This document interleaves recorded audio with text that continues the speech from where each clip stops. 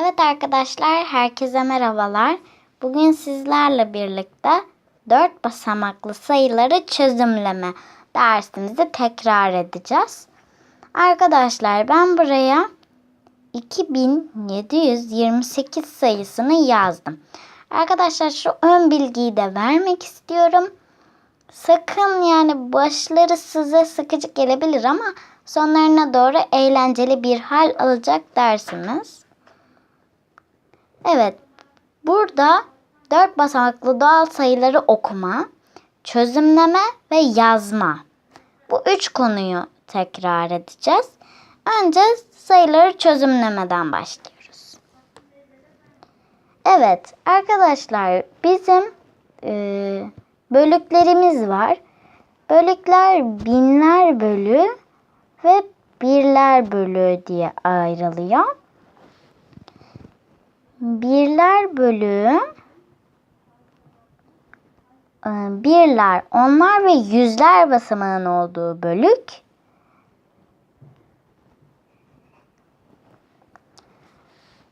Binler bölüğü ise binler, 10 binler ve 100 binler basamağının olduğu bölük.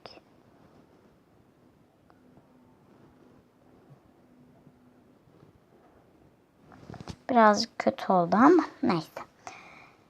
Arkadaşlar sayı değerini de göreceğiz. 8'in çözümlemesi 8 kere 1'dir arkadaşlar.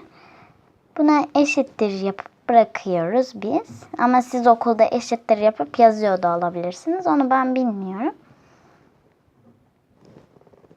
2'nin çözümlemesi 2 kere 10'dur arkadaşlar. Neden burada 1 dedik de burada 10 dedik? Bunu açıklıyorum. Arkadaşlar birler basamağı yani adı üstünde birler basamağı birer birer artıyor. Onlar basamağında ise onar onar artıyor. Yani burada 1, 10, 100, 1000, 10.000, 100.000. Böyle gidiyor arkadaşlar. Neyse eşittir. 7 sayısının çözümlemesi de 7 kere 100. Evet. 2 sayısının çözümlemesi ile ise 2 kere 1000'dir arkadaşlar. Eşittir. Evet. 2728 sayısını şimdi sayı değerleri. Bunlar basamak değerleriydi. Şöyle de yanına yapalım. Basamak değerlerini.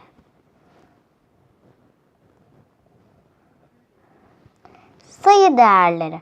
Arkadaşlar bir sayı değeri demek sayının kendisi demektir. 8, 20, pardon.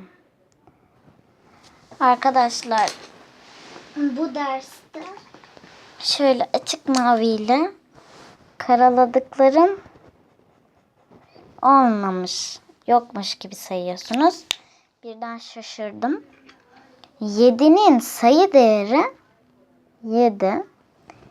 2'nin sayı değeri de yine 2 bulunmakta arkadaşlar. Evet. Şimdi gelelim sayımızın okunuşuna. Arkadaşlar benim bazı arkadaşlarım bunu 27.028 diye okuyorlar.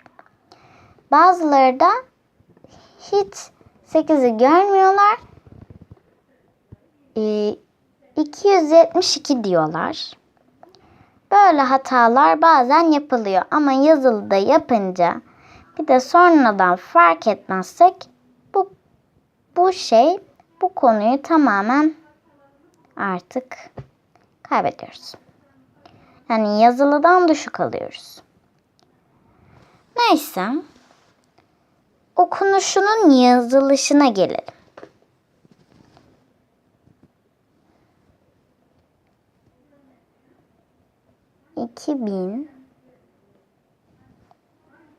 Bir dakika. 2728.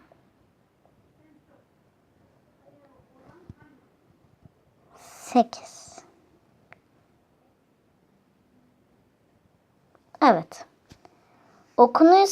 Okunuşu ise arkadaşlar 2728'dir.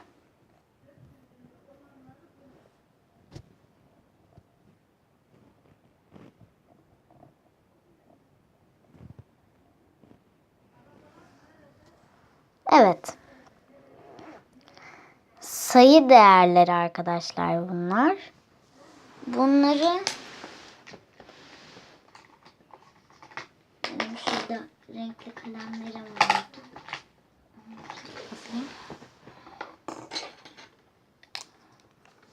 Birazcık masam dağılmış. Neyse. Üstü yeşil olan arkadaşlar, yani yeşil kutuda olanlar sayı değerleri. Bunu şöyle belirteyim istedim, sonra karışıklık olmasın.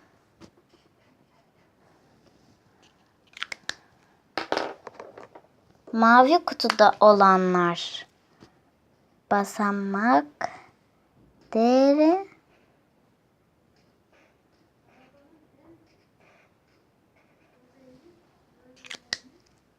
Kırmızı mı yazıyor mu bir bakayım arkadaşlar. Eğer yazmıyorsa siyah kullanacağım. Yazıyormuş. Bu da çözümlemesi oluyor arkadaşlar. Kırmızı kutudakiler.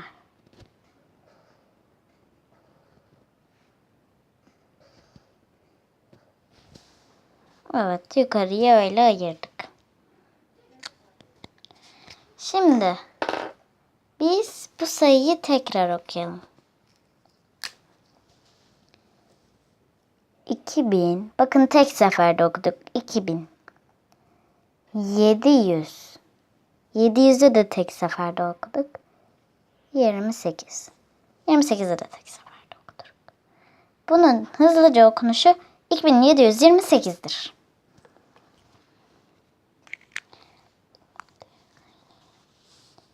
Evet. Şimdi bugün basamak şu ana kadar öğrendiklerimiz 4 basamaklı sayılar. Nasıl çözümlenir? Basamak değerleri nelerdir? Sayı değerleri nedir? Basamak değeri ve sayı değeri nedir? Ve sayı nasıl okunur? Evet. Başka bir konumuz var mıydı bununla ilgili? Ben hemen bir konu kitapçığıma bakayım. Konu kitapçığımda var çünkü. Buldum. Bakalım.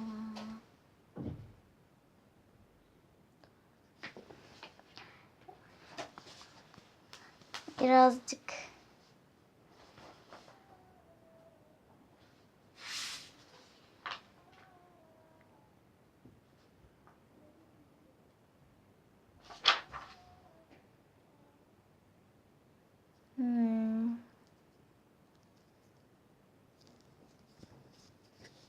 Arkadaşlar, şimdi sizlere bir soru soracağım.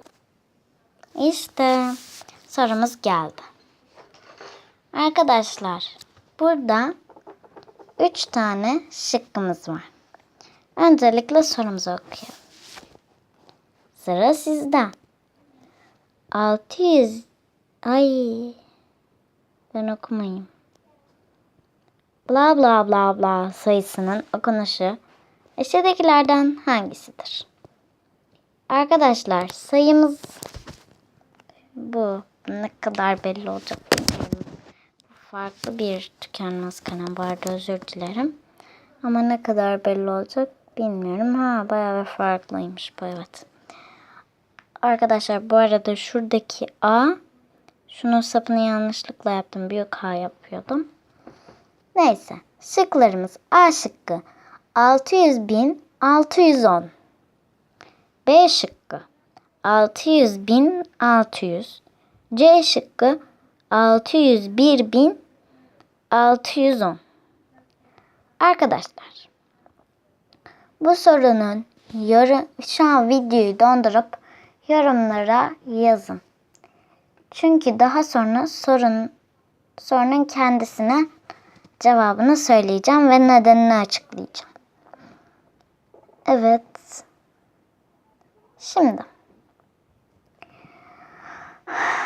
arkadaşlar, A şıkkına bakalım. 600.000. Arkadaşlar, bunun dediği sayı şöyle başlamalı. 600.000 demiş çünkü. 600.610 demiş. 610.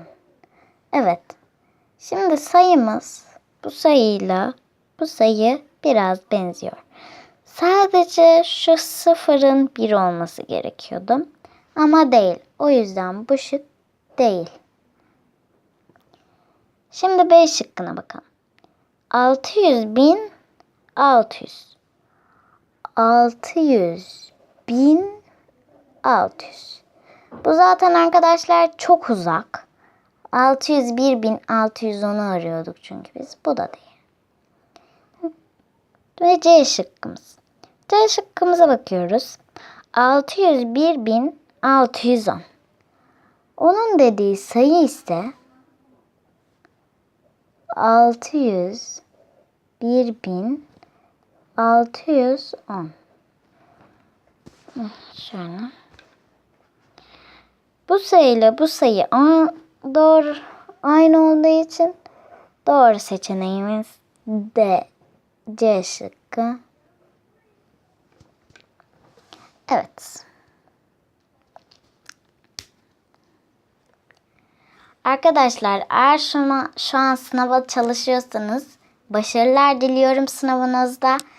Eğer ki normal çalışıyorsanız size de Allah zihin açıklığı versin diyorum. Bugünkü dersimiz bu kadardı. Kanalımıza destek olmak için abone olmayı, like, videoyu beğenmeyi ve güzel yorum yazmayı unutmayın. Görüşürüz. Bay bay.